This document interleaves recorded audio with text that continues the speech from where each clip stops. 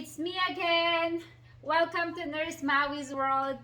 Now, it's kitchen time.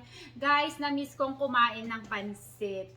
Kaya magluluto ako ng simple na pansit. Kung ano lang ang mayroon na ingredients sa bahay, guys. So yeah, chicken lang at saka mga vegetables, carrots, repolyo, bell pepper at saka ito mga lasna at saka ito pancit canton noodles, pero gusto ko may vermicelli noodles din, guys. So guys, I will start cooking now. I'll see you later.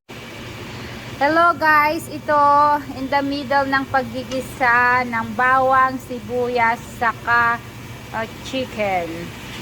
Saka ilagay ng mga ricado. Mabilisan lang to guys na luto. Ilagay na natin ang pansit at saka bihon.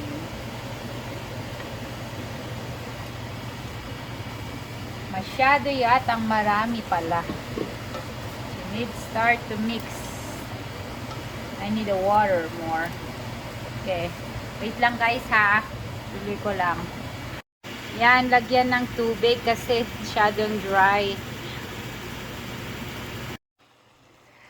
Hello guys, ito na, paluto na. Mukhang masarap. Siyempre kasi ako nagluto. Ito guys,